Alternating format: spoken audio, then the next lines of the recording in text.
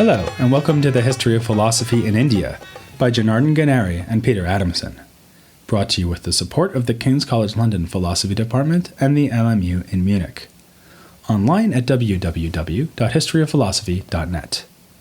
Today's episode, A Day in the Life, Theories of Time. A historian should never dismiss as unserious ideas that historical figures took seriously. Take astrology. Nowadays, horoscopes are usually seen as an amusement included in newspapers along with the comic strips. In former ages, though, astrology was serious business, a way of legitimizing political rule and an important discipline. We now distinguish sharply between astronomy and astrology, the first a science, the second a pseudoscience. But in ancient and medieval societies, an expert in one was liable to be expert in the other, with the 2nd century AD scientist Ptolemy leading the way. Astrology is also a star example of the way that ideas travel between cultures. Babylonian astronomical ideas and techniques for time measurement influenced Indian astrologers in the Mauryan period, and Greek astrological writing was translated into Sanskrit in the 2nd century AD. By the 4th and 5th centuries, we even see Indians deploying the Greek theory of epicycles, according to which planets are seated on smaller rotating spheres carried by larger celestial spheres. Aside from its importance as a marker of cultural exchange, there is also the fact that astrology embodies a particular view of the cosmos and our place in it. It is, among other things, the study of time. This did not escape the 5th century BC author Laggada, who wrote, "The Vedas went forth for the sake of the sacrifices. The sacrifices were established as proceeding regularly in time. Therefore, he who knows astrology, this science of time, knows all." Here, Laggada is alluding to the fact that astronomical measurements were used to determine the auspicious moment for certain Vedic rituals. He calls astrology the science of time because it is by studying the motions of the stars that the Indians, and for that matter we, divide time. The days and years of our lives are astronomically defined. But the ancient Indian scientists didn't stop with days and years. They envisioned much larger spans of time, the days in the life of God, or Brahma. This brings us to a notorious feature of ancient Indian thought, the cosmic world cycle.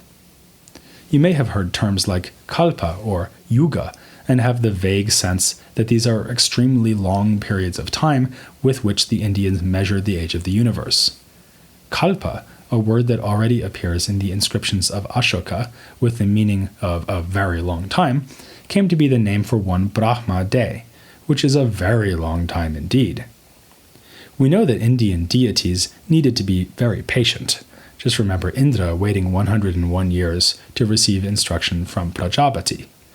But that's nothing compared to the patience of Brahma. His day lasts as long as the entire cosmic cycle, reckoned as 4.32 billion years. And he lives for 72,000 such days, so if you want to figure out his full lifespan, you're going to need a calculator with an extra wide screen. Each of his days sees a cycle in which the cosmos is first created, then endures, and is finally destroyed. This idea of a destructive world cycle does not yet appear in the early Vedas, but is thematized in the Mahabharata. An expert on the topic, Luis González Reyman, has written that, by the end of the Vedic period and the time of the composition of the Mahabharata, the importance of time as a destructive force had reached new heights, and the word kala, meaning time, had practically become synonymous with death. Another pessimistic idea, also found in the Mahabharata, is that each world cycle is subdivided into 4 periods of unequal lengths, characterized by gradual degradation and loss of dharma, as manifested, for instance, in shorter lifespans for humans. The 4 subperiods, or yugas, are named after 4 unequally valuable throws in a game of dice. Depressingly, we're now living in the time corresponding to the least valuable throw, known as the Kali, which is why our age is called a Kali Yuga, and our ideal lifespan is a mere 100 years. If you're a nervous type, the next thing you will probably want to know is how close we are to the end of the present cycle. Here, views varied. Astrologers calculated the most recent great conjunction of the stars, from which the Kali Yuga began, as having occurred relatively recently, in 3102 BC. That would give us hundreds of thousands of years until the end of our age. But we also find texts predicting a more imminent cosmic demise, perhaps a reflection of the destabilizing invasion of India by foreign armies in the period between the Mauryan and Gupta empires. This awe-inspiring conception of cosmic time forms the background to such ideas as karmic retribution and reincarnation. One thing's for sure, if you escape just punishment for your misdeeds, it won't be for lack of time. The gods, too, are subject to time and even live through daily cycles, with cosmic genesis and destruction correlated to dawn and dusk. This might seem to suggest that time is itself a kind of divine principle, or even a principle beyond divinity. But that notion finds full expression only in one unusual passage of the Atharva Veda, which has all things, including the creator god Prajapati, being originated by time itself.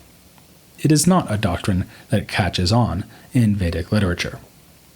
In fact, one of the Upanishads explicitly rejects the claim that time is a creative principle.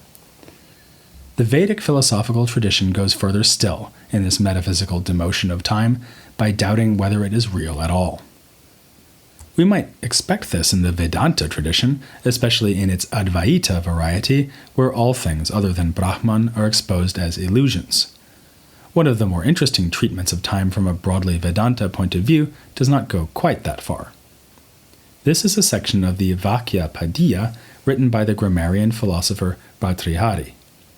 He already introduces time as a topic at the outset of his treatise, explaining that it conditions the appearance of the one Brahman as many things that are subject to growth and decay. On this reckoning, time is not exactly unreal, but a mere instrument or power through which Brahman makes itself manifest in the form of our multifarious, changing world. Because of this, all things in the phenomenal world are bound to time, like birds held captive by strings. Still, from the point of view of Brahman, and of the Vedanta philosopher too, there is no real difference between past, present, and future. As usual in Sanskrit grammar, Bhartrihari puts the performance of an action at the center of his analysis of time.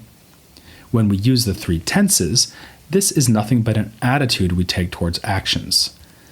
Past tense marks actions that have already been performed, present tense actions that are in the midst of being completed, and future tense actions that have not yet been undertaken. Other thinkers in the Vedic tradition adopt even more skeptical views. Samkhya and Yoga in particular claim that time is merely a product of our minds. The Yoga Sutra speaks of a knowledge that arises from our awareness of moments and succession. This is rather obscure, par for the course with the Yoga Sutra. Fortunately, the accompanying commentary explains that a moment is the smallest part of time, just as an atom is the smallest part of matter. We mentally combine moments to produce an impression of flowing continuous time, but time is nothing real out in the world. Most of us see things only from the perspective of the present moment, and thus do not realize that past and future are also real, even if only present events are manifest. Similarly, the Samkhya commentators take their cue from a sutra in the Samkhya Karika, which says that the external senses grasp only the present, whereas the mental organ can also grasp past and future. Gaudapada explains that the mind can infer past and future events from present perceptions, as with the familiar examples of realizing it must have rained because the river is swollen, or that it will rain because ants are carrying their eggs to safety. So far, it would seem that ancient Indians were impressed by the sheer immensity of time and its role in measuring out the cycles of the world, but not so impressed that they were willing to admit that time is actually real. But let's not be hasty. We haven't yet considered the account of time given by the Vedic school most notable for its realist approach, Vaiśeṣika. Having defended the reality of such controversial items as qualities, universals, and the self, Kanada is not likely to adopt an anti-realist theory of time. His general strategy in the Vaiśeṣika Sutra is already suggested by the way he handles the topic of space. which you won't be surprised he also takes to be real. Space is like the self, in that it cannot be apprehended directly. We need to infer that it exists by observing things that are spatially arranged. Kanada proceeds on the assumption that relative arrangement is best explained in terms of contact. Suppose you see a young couple walking down the street holding hands.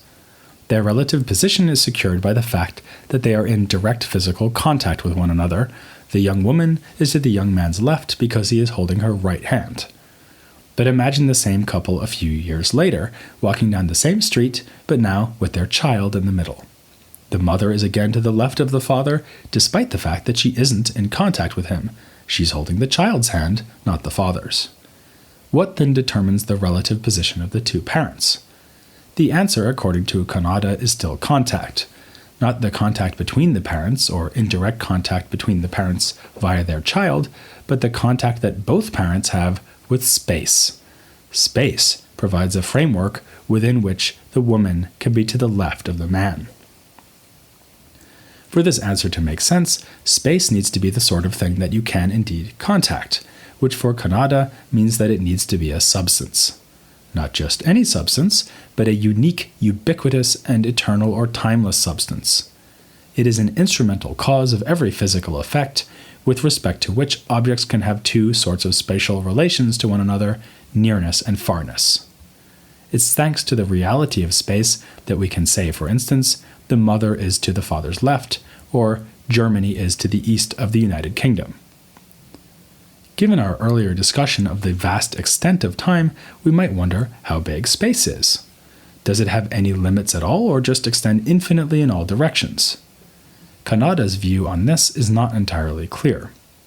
Since he introduces space to explain the relations between physical objects, it seems that it would be enough for space to be the same size as the cosmos. That is, after all, where all the physical objects are, so there's no point imagining more empty space beyond the confines of the universe. On the other hand, Kanada says that most bodies are either long or short, which only makes sense if the bodies in question have parts that bound them at their edges. But space has no parts and hence no boundary, so how can it have a determinate size? Indeed, for this very reason, some later Vaiśeṣikas conclude that space is limited in extent. Others argue that it has a spatial dimension, which they call paramadirgha, or maximal length. Kanada's views on time are very similar to what he says about space. Time, too, is a substance, it too is unique, eternal, and ubiquitous, and an instrumental cause of every effect. Just as space is the basis for relative judgments of position, time is the basis for relative judgments about past, present, and future events. It is thanks to time that we can say things like, I lived in the United Kingdom before I lived in Germany. There is, however, a difference between space and time, according to the Vaiśeṣikas. Whereas what is spatially near or far varies from person to person, what is temporally near or far is the same for all persons. We might say that we are all right now in contact with the same present moment, whereas each of us is in contact with a different region of space. Unfortunately, the notion of a present moment turns out to be rather problematic. In the Nyaya Sutra, Gautama mentions an argument against the possibility of present time, which is strikingly reminiscent of a paradox introduced by the pre-Socratic philosopher Zeno. Imagine an object falling towards the ground. We can divide its path into two parts, the part it has already traversed and the part it has not yet traversed. Together, these two parts make up the whole path, measured out by past and future time. So there is no part of the trajectory left that could correspond to the present moment. Rather, that moment could only be an imaginary point that distinguishes elapsed time from the time that has not yet elapsed. Gautama replies that the concepts of past and future are relative to the present, not to one another. By this he may mean that, even if the present is only a boundary, it may still be real. After all, how could the present moment divide past from future if it were imaginary? Gautama also points out that, if there were no such thing as the present moment, then nothing could be known through our senses, because the external senses grasp things only in the present. As the example of the falling object shows, philosophical debates about time are inextricably bound up with philosophical debates about motion. Beginning with Prajnastapada, early Vaiśeṣika philosophers took a serious interest in the behavior of projectiles and other moving bodies. Again, there is a striking parallel with Greek thought here, since his ideas are comparable with the celebrated theory of impetus, found in a near contemporary of Prajnastapada, John Philoponus. Both lived in the 6th century AD, unless, of course, time is unreal. According to Prajnastapada, motion is the cause of conjunction and disjunction.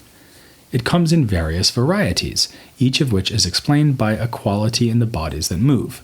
For instance, heaviness causes downward motion, fluidity causes flowing motion, and so on.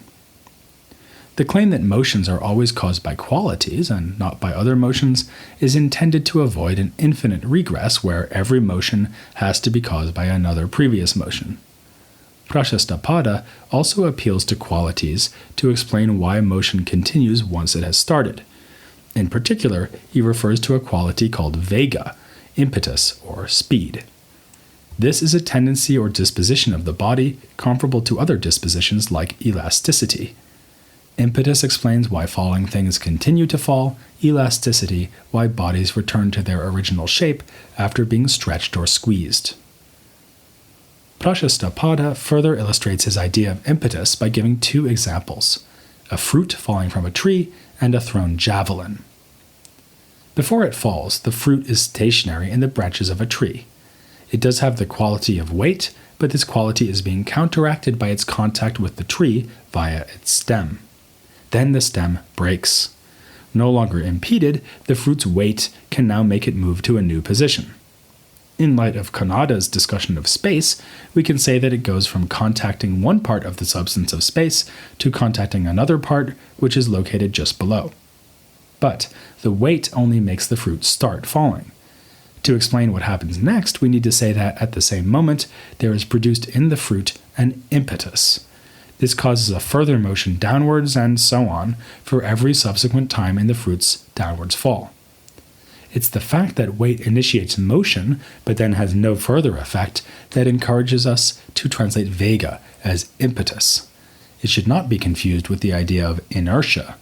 The point is not that bodies in motion will simply continue to move unless something impedes them, but that there is an internally impressed quality in the falling fruit, just like the internal quality of elasticity that causes a rubber ball to adopt a spherical form again after being compressed in your hand.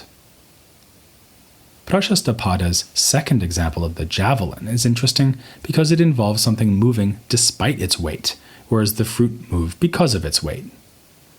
The throwing of the javelin upwards gives it both an initial motion and an initial impetus.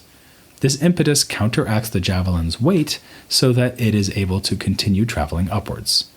Eventually, the impetus is exhausted by contact with the air, and the javelin's weight takes over and imparts a downwards impetus, at which point the javelin falls towards the ground, now behaving like a particularly long, sharp piece of fruit. So this explains the upward and then downward motion of the javelin. Assuming it is thrown at an angle, it will also move horizontally. Again, once it gets going, its continued flight is caused by an impetus imparted by the thrower, which will be depleted as a result of contact with the air. Of course, the harder you throw, the more impetus you impart to the javelin, which is what determines how far the javelin travels. Enough impetus, and you just might win an Olympic medal. Later Vaiśeṣikas tried to extend the theory to other sorts of motion, such as the motion of an iron needle towards a magnet, the upward flickering of flames, or the circulation of air. Following Prajnastapada's lead, they assumed that in each case there must be some quality which initiates motion. Sadly, none of the qualities we've mentioned so far, weight, fluidity, elasticity, really seem to do the job, so the Vaiśeṣikas resort to something they call adrishta, literally the unseen, which is postulated to account for movements like these. While this may look more like magical thinking than scientific explanation, we could actually see it as admirably open-minded. Realist as ever, Vaiśeṣika assumes that there is some genuine property in things, making them behave the way they do, even if we cannot tell for sure what it is. Empirical investigation of each case may reveal more about these qualities. On the other hand, the unseen starts to assume a range of other more speculative functions in later Vaiśeṣika, for instance by explaining why atoms start to move at the creation of the universe, or our fate in the afterlife. The down-to-earth Prashasthapada would probably not have approved. Despite these developments within the school's doctrine, it seems fair to describe Vaiśeṣika in general as down-to-earth, or perhaps better, naturalistic. They offer accounts of the physical world and the place of human beings within it, avoiding appeals to supernatural forces. God is given no significant explanatory role in the system, at least in early Vaiśeṣika. But if you're a fan of naturalism, there is another school that may appeal to you even more. The groups we've examined thus far defended a wide variety of metaphysical positions, but all of them gave some role to non-physical things, whether it was the gods, Brahman, or the human self and mind. But next on the agenda is a group of thinkers who shocked their contemporaries by banning all supernatural, non-physical entities from their worldview. This radical stance was defended by the Charvaka school, who could trace their philosophy to a figure from the time of the Buddha, by the name of Payasi. It's only natural that you should join us to hear all about him, next time on The History of Philosophy in India.